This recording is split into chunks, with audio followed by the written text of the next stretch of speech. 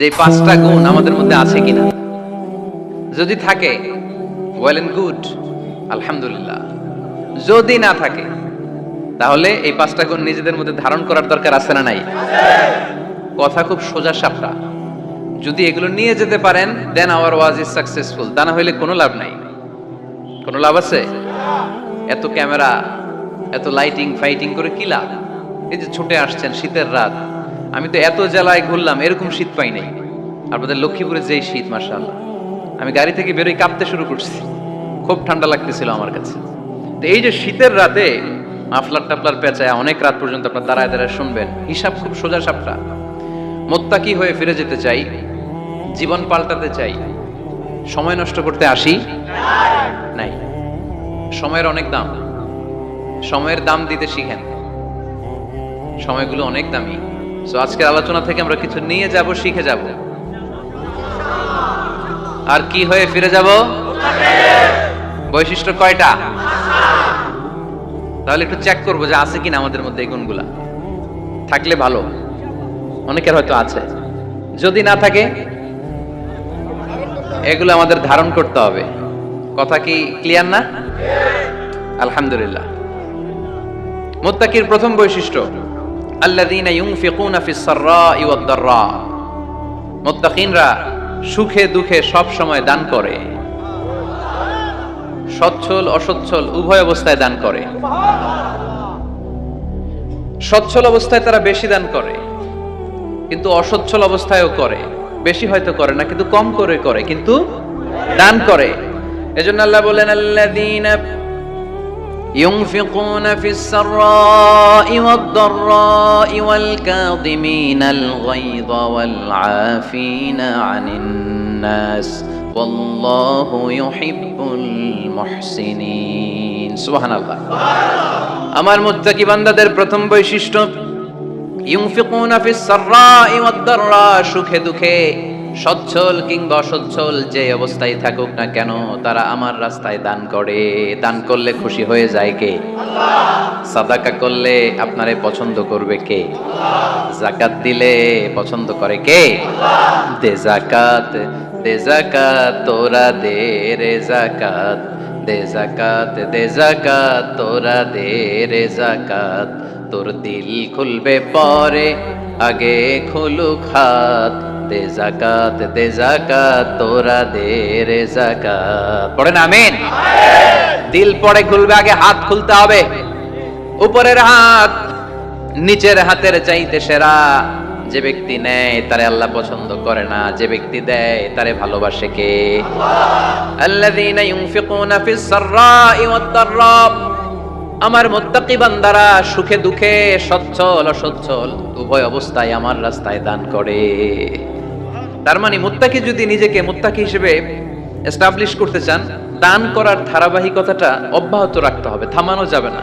একটা সময় ভালো যাচ্ছে আমার, বেশি করে দিচ্ছি, আবার সময় খারাপ যাচ্ছে, কম করে দিব, কিন্তু দিব। দেওয়ার ধারাবাহিকতা থামানো যাবে? কেউ এসে আপনার কাছে চাচ্ছে, এই যে আপনি দিতে পারতেছেন, এই তৌফিকটা দিল কে? প্রাইভেট কারে চড়ে চড়ে আপনি ঘুরে বেড়ান, জ্যামে গাড়ি আটকালে ক্লাসে এসে নক করে, পথবঞ্চিত শিশুরা আহা খেতে পায় না, বৃষ্টিতে ভিজে, ভাঙা একটা থালা নিয়ে স্যার 2টা টাকা দেন। অনেকে ধমক দিয়ে তাড়িয়ে দেয়। এই যে আপনি ধমক দিছেন, ওরে প্রাইভেট কারে বসাইতে পারে কে? আপনার হাতে ভাঙ্গা থালা দিয়ে রাজপথে নামায় দিতে পারে কে? এজন্য আল্লাহ বললেন আমি দেয়ার মালিক, তুমি দাও, তুমি দিলে তোমার হাত আমি ভরে দেব। আল্লাহু আকবার। মদিনার জমিনে সবচাইতে গরীব সাহাবীর নাম ছিল সাইয়েদনা বেলাল আল হাবাশী রাদিয়াল্লাহু তাআলা আনহু। বিশ্বনবীর খাস মুয়াজ্জিন। ইথিওপিয়া থেকে ইসলামের সুশীতল ছোঁয়ায় এসে মদিনায় বিশ্বনবীর হাতে হাত রেখে কালিমা পড়ে মুসলমান হয়েছে। দেখতে ছিল কুচকুচে কালো, কিন্তু হৃদয়টা ছিল সাদা।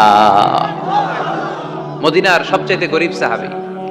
লজ্জাস্থান ঢাকার মতো একটা লুঙ্গি ছিল, এছাড়া আর কিছু ছিল না। শুধু আমাদের লজ্জাস্থান ঢাকার মতো একটা লুঙ্গি আছে, আর কিছু নাই। এরকম কে কে আছেন? হাত তোলেন। কেউ নাই। তার মানে আল্লাহ আমাদের অনেক দিয়েছে, ঠিক কিনা? মদিনার সবচেয়ে গরীব সাহাবীর নাম বেলাল রাদিয়াল্লাহু তাআলা আনহু। লজ্জাস্থানটা ঢাকার কাপড় ছাড়া তার কিছু ছিল না। ওই বেলাল রাদিয়াল্লাহু তাআলা আনহুকে ডেকে বিশ্বনবী বললেন, আনফিক ইয়া বেলাল, ও বেলাল তুমিও আল্লাহর রাস্তায় দান করো। আনফিক ইয়া বেলাল লা তাখশা মিন যিল আরশি ইকলালা, ও বেলাল আল্লাহর ধনভাণ্ডারে কমতি নাই, তুমি দান করো, তোমারও বাড়ায়া দিবে কে? যে বেলাল রাদিয়াল্লাহু তাআলা আনহু লুঙ্গিটা পরা ছাড়া আর কোনো সম্পত্তি ছিল না, এই লুঙ্গিটাই সম্পদ, আর কিচ্ছু নেই। ওই বেলালকে বিশ্বনবী বলেছেন, দান করো বেলাল, কিপটামি করো না। যে রবের সন্তুষ্টির জন্য তুমি দান করবা, ওই রবের কোনো কমতি নাই, ঘাটতি নাই। গোটা বিশ্বের সবার সব ডিমান্ড পূরণ করে দিল, যার যত চাহিদা সব দিয়ে দিল, আমার আল্লাহর ধনভাণ্ডারের 1 ইঞ্চিও কমবে না।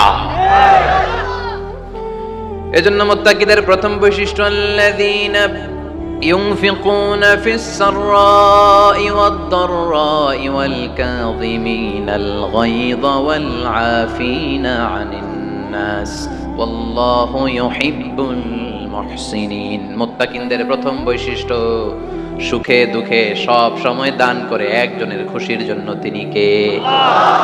দান করলে যে আল্লাহ বাড়ায় দেয়, বিশ্বাস হয়? বিশ্বাস হয়? বাড়িয়ে দিবে আল্লাহ। মাসালুল লাযীনা ইউনফিকুনা ফি সাবিলিল্লাহি কামাসালি হাব্বাহ أنبتت 7 سنابل في كل سنبلة 100 حبة والله يضاعف لمن يشاء والله واسع عليم। সুবহানাল্লাহ পড়েন। আল্লাহর রাস্তায় দানের দৃষ্টান্ত চারা গাছের মতো, যেই চারা গাছ রোপণ করে দিলে সেখান থেকে শীষ গজায় 7টা, ওই 7টা শীষ থেকে প্রতিটা শীষ থেকে হয় শত শস্য দানা, মানে 700। আপনি 1 টাকা দান করলে আল্লাহ 7 গুণ, 100 গুণ থেকে 700 গুণ বাড়ায় দিবে। আল্লাহর প্রাচুর্যতার কোনো কমতি নাই, আল্লাহর ভান্ডারে কোনো ঘাটতি নাই, আছে। এজন্য দিতে হবে। কি করতে হবে? দিলে নতুন করে আসে, না দিলে আসে না। বিশ্বাস হয়? অনেকে বিশ্বাস করে না। আল্লাহ বলেন, আনফিক ইয়া আদম উনফিক আলাইক, এই বনি আদম দাও, দিলে আমিও দেব।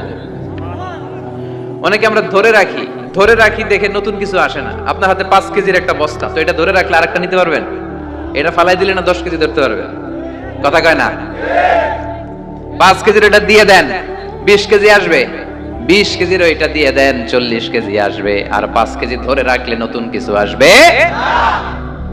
আনফিক ইয়া ইবনে আদম উনফিক আলাইক, এ বনি আদম দান করো, তুমি দিলে আমি তোমারে দিব। সুবহানাল্লাহ পড়েন। তবে এই দানটা গোপনে হলে ভালো, প্রকাশ্যে দান করলে আল্লাহ কবুল করে, কিন্তু গোপনে করলে বেশি খুশি হয় কে? গোপন দান আল্লাহ তাআলার রাগ আর ক্রোধ যদি আপনার উপরে থেকে থাকে, গোপন দান আল্লাহর ক্রোধ আর রাগকে কমিয়ে দেয়। গোপন দান করলে আল্লাহ খুশি হয়ে যায়। আল্লাহর যদি কোনো রাগ, গোসা, ক্রোধ থাকে আপনার উপরে, এটা কমে যাবে। 7 শ্রেণীর ব্যক্তিকে আল্লাহ তাআলা আরশের নিচে ছায়া দিবেন কিয়ামতের দিন, যেদিন সে ছায়া ছাড়া আর কোনো ছায়া থাকবে না। এর মধ্যে 1 শ্রেণীর ব্যক্তি, রাজুলুন তাসাদ্দাকা বিসাদাকা ফাআখফাহা হাত্তা লা তা'লামু শিমালুহু মা তুনফিকু ইয়ামিনুহু। 1 শ্রেণীর ব্যক্তি, 7 শ্রেণীর মধ্যে 1 শ্রেণীর ব্যক্তি যারা আরশের নিচে ছায়া পাবে, যে ব্যক্তি গোপনে দান করে। কত গোপনে? ডান হাত কি দিছে, বাম হাত টের পায় নাই। তার মানে অনেক গোপনে দান করেছে। এই গোপনে দান করলে খুশি হয় কে? আল্লাকা সিররুন ইনদাল্লাহ বাইনাকা আনতা ওয়া বাইনাল্লাহ আল্লাকা সাদাকাতুন তাখফা লা ইয়ালামুহা ইল্লাল্লাহ আল্লাকা সিররুন ইনদাল্লাহ বাইনাকা আনতা ওয়া বাইনাল্লাহ আল্লাকা সাদাকাতুন তাখফা লা ইয়ালামুহা ইল্লাল্লাহ। সুবহানাল্লাহ পড়ে। আল্লাকা সিররুন ইনদাল্লাহ, তোমার আর তোমার রবের মাঝে গোপন কোনো ডিলিংস আছে কি, যেটা তুমি আর তোমার রব শুধু জানো? তোমার জীবনে এমন গোপন দান আছে নাকি যেটা আল্লাহ ছাড়া কেউ দেখেনি? ওই দানগুলোরে পছন্দ করে কে? আল্লাহ। যারা দুনিয়ার বুকে সচ্ছল এবং অসচ্ছল অবস্থায় দান করে, কিয়ামতের দিন আমলনামা দেখে তারা অবাক হয়ে যাবে, বলবে আল্লাহ এত ভালো কাজ আমি দুনিয়ায় করি নাই, হয়তো এটা আমার আমলনামা নয়, ফেরেশতারা ভুল করে অন্যের আমলনামা আমাকে দিয়ে দিয়েছে। আল্লাহ বলবেন না, আমার ফেরেশতারা ভুল করে না। ফেরেশতারা ভুল করে নাকি? তোমার আমলনামাই তোমার হাতে পৌঁছেছে। দানকারী বলবে, আল্লাহ এত ভালো কাজ আমি করি নাই, কি করে এত আমলের পাহাড়? আল্লাহ বলবে, ওই যে আমার খুশির জন্য, আমার ভালোবাসায় দুনিয়ার বুকে যে তুমি দান করেছো, ওই দানের সওয়াবটাকে পাহাড় পরিমাণ বড় করে আমি আল্লাহ নিজ দায়িত্বে তোর আমলনামায় ঢুকিয়ে দিয়েছি। সেই বুখারীর বর্ণনা, কামা ইউরাব্বি আহাদুকুম ফুলুয়াহু, তোমরা তোমাদের গাভী যেমনি পালো। বাছুর পালন কারা কারা দেখি লক্ষ্মীপুরে? মাশাআল্লাহ, অনেক গরু টরু আছে তো এই এলাকায়। ছাগল পালন কারা কারা? ওট পালন কারা কারা দেখি? ওট নাই তো আল্লাহ রাসূল সাল্লাল্লাহু আলাইহি ওয়াসাল্লাম বললেন, তোমরা যেমনি ওটের বাচ্চা পালো, বাছুর পালো, পেলে পুষে যেমনি বড় করো, তোমার ওই ছোট্ট দান, ওই দানটা যেহেতু আমার খুশির জন্য দিয়েছিলা, ওইটারে আমি পালছি। তোমরা যেমনি বাছুর পালছো, আমি আল্লাহ তোমার ছোট্ট দানের সওয়াবটাকে পেলেছি, পেলে পুষে ইয়া বড় উহুদ পাহাড়ের সমান করে এরপরে তোমার আমলনামায় উঠাইয়া দিছি। তাহলে মুত্তাকি বান্দার প্রথম গুণ, তারা দান করে। ইউনফিকুনা ফিস সাররাহ। লক্ষ্মীপুরের ভাইরা খেয়াল করে শুনেন, মুত্তাকি বান্দাদের প্রথম গুণ, সুখে থাকি আর দুঃখে থাকি আল্লাহর রাস্তায় দান করব আমরা, ঠিক কি না? সর্বাবস্থায় দান করতে হবে। ফিস সাররা, সুখের সময়ও করব, ওয়া ফিদ দাররা, দুঃখের সময়ও করব। সুখের সময় যদি আমি বছরে 10,000 টাকা দান করি, দুঃখের সময় 10 টাকা তো দিতে পারবো। কথা বুঝে নাই বোধহয়? কষ্টের সময় অল্প দিব, কিন্তু দেয়ার ধারাবাহিকতাটা আমরা চালিয়ে যাব। পারা যাবে? তাহলে মুত্তাকিদের প্রথম গুণ, আল্লাযীনা ইউনফিকুনা ফিস সাররাই ওয়াদ দাররাই ওয়াল কাযিমিনাল গায়যা ওয়াল আফিনা আনিন নাস ওয়াল্লাহু ইউহিব্বুল মুহসিনিন। মুত্তাকিনদের প্রথম গুণ, সুখে দুঃখে মুত্তাকিরা আল্লাহর রাস্তায় দান করে। এটা বোঝা গেছে না? মনে থাকবে কতক্ষণ? হ্যাঁ, কালকে ভুলে যাবে আজীবন। হ্যাঁ, আজীবন মনে থাকবে? মনের কান দিয়ে শুনতে হবে। এই কান না, মনেও একটা কান আছে, ওই কান দিয়ে শুনলে ভুলবেন না। তাহলে মুত্তাকিদের প্রথম বৈশিষ্ট্য, যেহেতু আমরা মুত্তাকি হয়ে ফিরে যেতে চাই, মুত্তাকিদের প্রথম বৈশিষ্ট্য আমরা জানলাম, যারা সুখে দুঃখে কি করে? দান করলে বাড়ায় দেয় কে? আল্লাহ। ধইরা রাখলে নতুন কিছু পাওয়া যায়? ওটা ছেড়ে দেন, ওটা দিয়ে দেন, তাহলে নতুন কিছুর ব্যবস্থা করবে কে? আল্লাহ। তাহলে এটা বুঝে ফেলছেন না? হজম হয়েছে? হজম, এটার হজম করে ফেলেন। হয়ে গেছে গা? আচ্ছা, এবার আল্লাহ বললেন মুত্তাকিনদের 2 নাম্বার বৈশিষ্ট্য, ওয়াল কাযিমিনাল গায়যা। মুত্তাকি বান্দারা তাদের রাগকে হজম করে, রাগ সংবরণ করে, ক্রোধকে নিয়ন্ত্রণ করে। সুবহানাল্লাহ পড়েন। এইবার আসছে কঠিন ওয়াজ। এবার একজনকে, হুজুর এটাই তো পারি না, এটাই তো পারি না, এটা পারতে হবে আপনাকে মুত্তাকি হতে চাইলে। ওয়াল কাযিমিনাল গায়য, মুত্তাকিনরা নিজেদের রাগকে সংবরণ করে, রাগ হজম করে, রাগের সময় নিজের উপর নিয়ন্ত্রণ রাখে। আমাদের অনেকের অনেক রাগ, এত রাগ, রাগের সময় হিতাহিত জ্ঞান থাকে না, এরকম আছে না নাই? রাগ কিন্তু অনেক ভয়ঙ্কর, জানেন? রাগ বেশি কার কার? লক্ষ্মীপুরের দেখি তো, খাইছে আছে তো দেখি, 3-4 জনের রাগ আছে না? বাকি সব আল্লাহর ওলি। লক্ষ্মীপুরের ঘরে ঘরে রাগ? আচ্ছা, লক্ষ্মীপুরের মানুষ অনেক ভদ্র, শান্ত শিষ্ট, রাগ টাগ নাই। হ্যাঁ, বাঙ্গালায় তো এই রাগ ভয়ঙ্কর। এটা রাগ কিন্তু ভয়ঙ্কর। মানুষ যখন রাগ করে তখন তার হিতাহিত জ্ঞান থাকে, কি করে কি বলে সে জানে। পৃথিবীর সবাই আমরা রাগী, কেউ কম কেউ বেশি, এটা ভেরি ন্যাচারাল। আমাদের দেহে একটা হরমোন আছে, অ্যাড্রেনালিন বলে আর কি এটাকে। Adrenaline hormone triggers up your bodies fight response. এটা যখন নিঃসরিত হয় দেহ থেকে, আপনার বডি তখন ফাইট করতে মনে চায়, কোপায়ালাম, মাইরালাম উতরে, হোতায়ালাম অফ করে, এরকম একটা অ্যাটিটিউড চলে আসে না? এটা ন্যাচারাল। এই অ্যাড্রেনালিন হরমোন যখন নিঃসরিত হয়, এটা আপনার ফাইট রেসপন্সকে ট্রিগার আপ করে। তখন আপনার দেহ খুব উত্তেজিত, ফাইট করতে মনে চায়, মনে চায় এখনই ধরি ওরে। আছে না নাই? তবে এটা ভালো কাজে লাগাইতে হবে রাগটা, পারা যাবে না। রাগ কিন্তু খুব ভয়ঙ্কর। এই রাগের শারীরিক মানসিক অনেক ক্ষতি আছে। হার্ট অ্যাটাক করে অনেকে রাগে, স্ট্রোক করে ফেলে। রাগ হচ্ছে অনেকটা ঝড়ের মতো। কিসের মতো? ঝড় যেমনি একদিক থেকে এসে সব লন্ড ভন্ড করে দিয়ে অন্য দিক দিয়ে ছুটে চলে যায়, যখন ঝড়টা হয় তখনও তো টের পাওয়া যায় না। রাগও তেমন, যখন রাগটা আসে কি যে করে ফেলছি তখন বোঝা যায় না। রাগ চলে যাওয়ার পরে, মাথা ঠান্ডা হওয়ার পরে তখন বোঝা যায়, হায় রে এটা কি করলাম। রাগের সময় দিয়ে দিছে তালাক। রাগের সময় কি করছে? রাগ যখন শেষ তখন কয়, হায় হায় বউ তুমি তো আমার কৈতরি।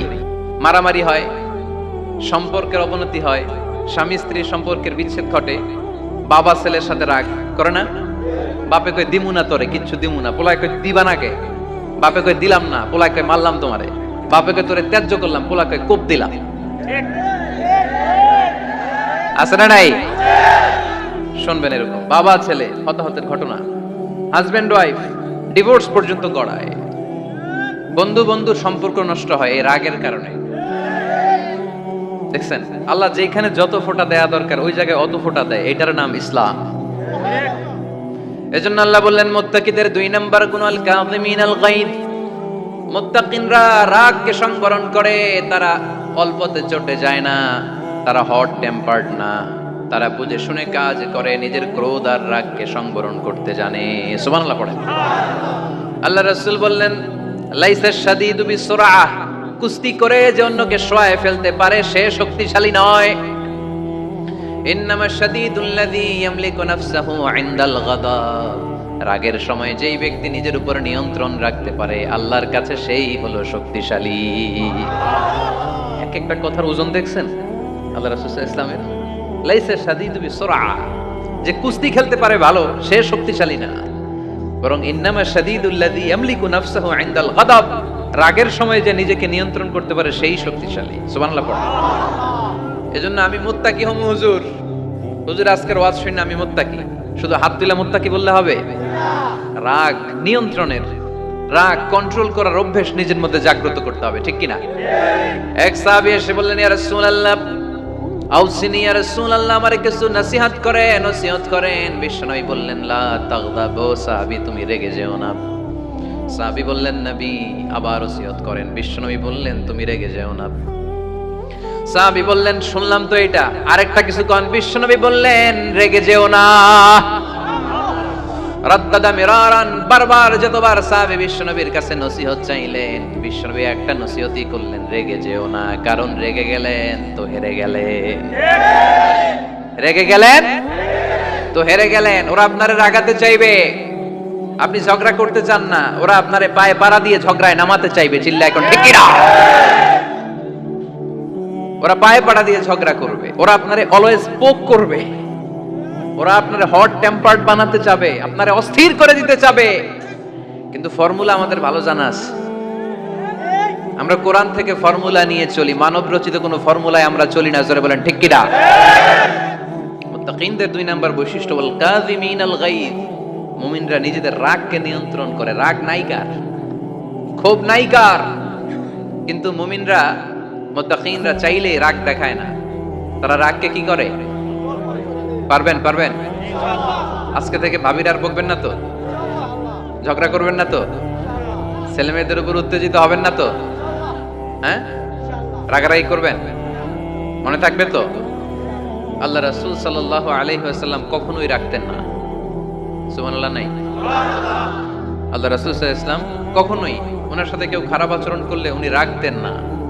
ওনাকে অত্যাচার করা হয়েছে তিনি রাখতেন না, জুলুম করা হয়েছে তিনি রেগে যেতেন না। রাসূল সাল্লাল্লাহু আলাইহি ওয়াসাল্লাম মক্কায় যখন নামাজ পড়তেন, ওটের পচা নাড়ি ভুঁড়ি আল্লাহ রাসূল সাল্লাল্লাহু আলাইহি ওয়াসাল্লাম ঘাড়ে আর পিঠের উপর চাপিয়ে দেয়া হতো। আমাদের কার কার পিঠের উপর নামাজ অবস্থায় ওটের বা গরুর নাড়ি ভুঁড়ি চাপায় দেয়া হয়েছে এলাকায়? আছে কেউ? নাই। তায়েফের ময়দানে আল্লাহ রাসূল সাল্লাল্লাহু আলাইহি ওয়াসাল্লাম দাওয়াত দিতে গেলেন, নিজের লাভের জন্য না তায়েফবাসীদের লাভের জন্য? খেয়ে না খেয়ে দিন প্রচারের কাজে নিজেকে দিয়েছো বিলিয়ে, তায়েফের কাফিরেরা চিনলো না সে আলো, দুষ্ট ছেলেদের পিছু দিল লেলিয়ে পাথরের আঘাতে, ক্ষত বিক্ষত হয়ে সারা শরীর থেকে রক্ত ঝরে।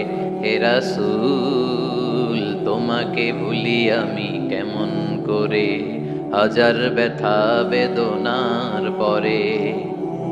ফিরে আসনি তুমি আপন ঘরে, দিনের আলো তুমি ছড়িয়ে দিতে। চলে গেলে মদিনায় মক্কা ছেড়ে। হে রাসূল তোমাকে ভুলি আমি কেমন করে, হে রাসূল তোমাকে ভুলি আমি কেমন করে। ঠিক কিনা? তায়েফের ময়দানে রক্তাক্ত হলেন তিনটা জায়গায়, দেখে এসেছি আমি। এখানে আহত করা হলো, আবার উঠে দাঁড়ালেন, আবার পাথর মারা হলো। কোন গায়ে পাথর মেরেছো তোমরা? এরকম সুন্দর শরীর পৃথিবীর কোন দ্বিতীয় মানুষের ছিল নাকি? এত সুশ্রী মানুষ, শুভ্র মানুষ, পরিচ্ছন্ন মানুষ দুনিয়াতে দ্বিতীয়টা ছিল না। এত নুরানি চেহারার মানুষ পৃথিবীতে দ্বিতীয়টা নাই। এই মহানবীকে ওরা পিটিয়ে রক্তাক্ত করেছে, পাথর মেরে রক্তাক্ত করেছে। 3 বার গেছি ওদের লাভের জন্য, ওরা আমারে মারলো। আহা, তারপর রাসূল সাল্লাল্লাহু আলাইহি ওয়াসাল্লাম কি রেগে গিয়েছেন? কারণ রেগে গেলেন তো হেরে গেলেন। কোনোভাবে রাসূল সাল্লাল্লাহু আলাইহি ওয়াসাল্লাম রাখতেন না। নিজের উপর অত্যাচার আসলে রাসূল সাল্লাল্লাহু আলাইহি ওয়াসাল্লাম রাগেন নাই। আনাস রাদিয়াল্লাহু তাআলা আনহু আল্লাহর রাসূলের খাদেম ছিল। উনি বললেন, কুনতু আমশি মা রাসূলিল্লাহ, আমি একবার রাসূল সাল্লাল্লাহু আলাইহি ওয়াসাল্লামের সাথে কোথাও যাচ্ছিলাম। ওয়া আলাইহি বুরদুন নাজরানি, তখন রাসূল সাল্লাল্লাহু আলাইহি ওয়াসাল্লামের গায়ে ছিল নাজরান থেকে আনা একটা চাদর। আপনারা চাদর পরেন না শীতকালে? রাসূল সাল্লাল্লাহু আলাইহি ওয়াসাল্লাম চাদর পরতেন। রাসূল সাল্লাল্লাহু আলাইহি ওয়াসাল্লাম নাজরান দেশ থেকে আনা একটা চাদর পরেছেন, গলিজুল হাশিয়া। যেই চাদরের এই কর্নারের ডিজাইনটা ছিল খসখসে। কি ছিল?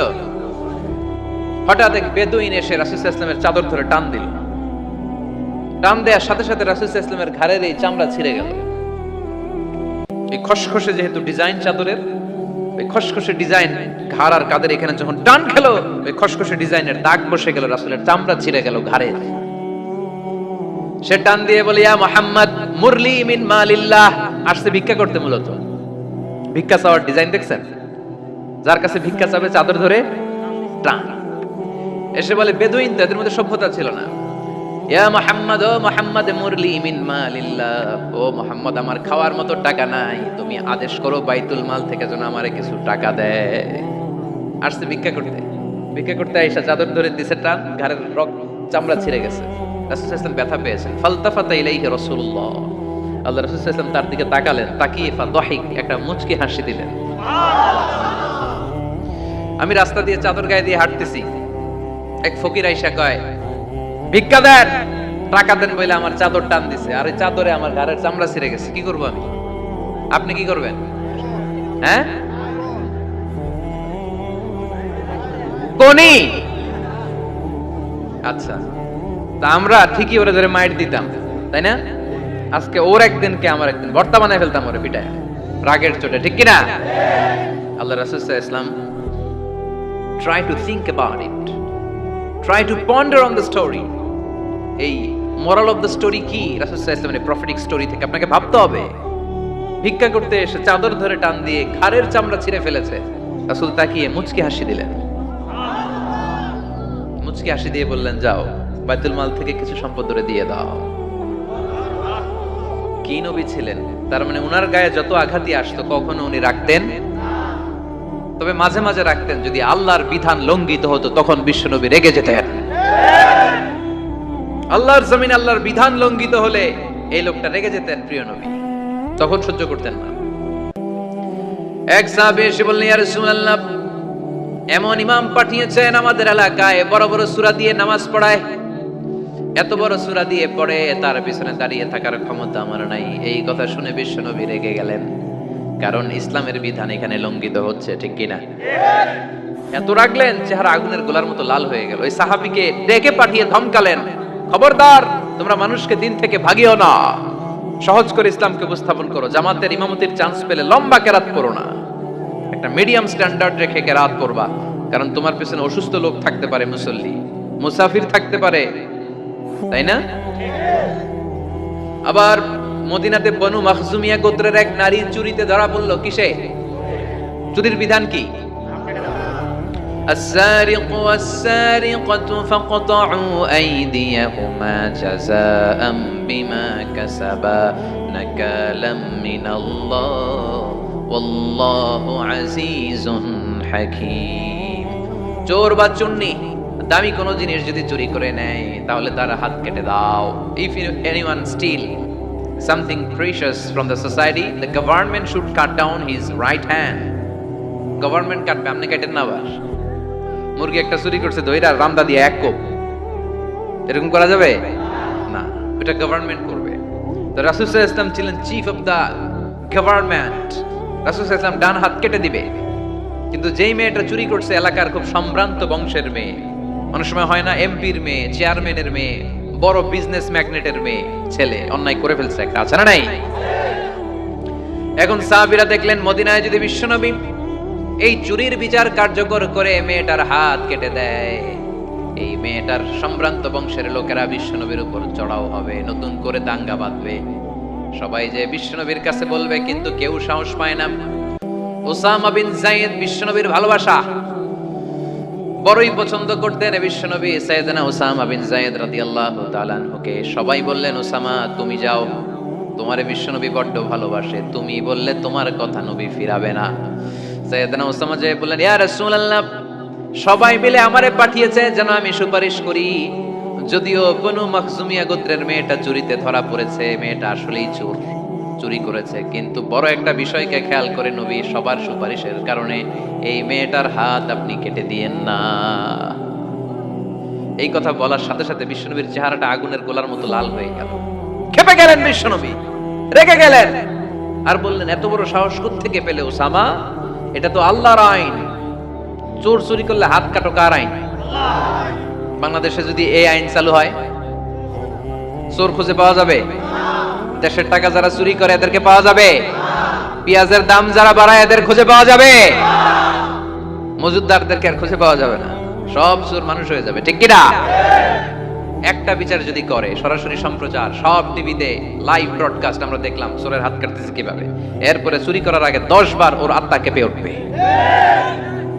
রাসূল সাল্লাল্লাহু আলাইহি ওয়াসাল্লাম বললেন, এটা আল্লাহর আইন, কেমন করে তুমি সুপারিশ করো আল্লাহর আইন থামানোর জন্য?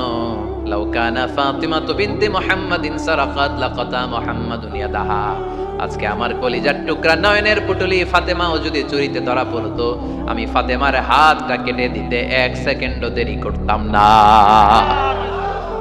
আমার মেয়ে ফাতেমাও যদি চুরি করতো, আমি হাত কেটে দিতে দেরি করতাম? রেগে যেতেন প্রচন্ড, এমনি রাখতেন না, কেউ আক্রমণ করলে ব্যথা দিলে, কষ্ট দিলে রাখতেন না। কিন্তু আল্লাহর জমিনে আল্লাহর বিধান যখন লঙ্ঘিত হতো, আল্লাহ রাসূল সাল্লাল্লাহু আলাইহি ওয়াসাল্লাম রেগে যেতেন। তাহলে কোথায় রাগ করবেন আর কোথায় করবেন না বোঝা গেছে তো? সব জায়গায় রাগ করা যাবে? এজন্য মুত্তাকিনদের 2 নাম্বার বৈশিষ্ট্য, ওয়াল কাযিমিনাল গায়যা, মুত্তাকিনরা রাগ দেখায় না, মেজাজ দেখায় না, বরং মুত্তাকিন বান্দারা আল্লাহর খুশির জন্য নিজের রাগ আর ক্রোধকে নিয়ন্ত্রণ করে। রাসূল সাল্লাল্লাহু আলাইহি ওয়াসাল্লাম আল্লাহর বিধান লঙ্ঘিত হলে রেগে যেতেন, এছাড়া রাখতেন না। একবার তাহাজ্জুদের সময় সাইয়েদনা আলী রাদিয়াল্লাহু তাআলা আনহু আর ফাতেমা রাদিয়াল্লাহু তাআলা আনহাকে ডাকতে গেলেন তাহাজ্জুদ করার জন্য। কিসের জন্য?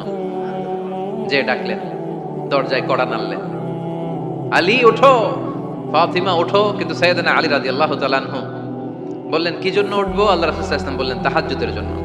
আলী রাদিয়াল্লাহু তাআলা আনহু একটু কৌশল করে বললেন, আমাদের রূহ তো আল্লাহর হাতে। রূহ কার হাতে?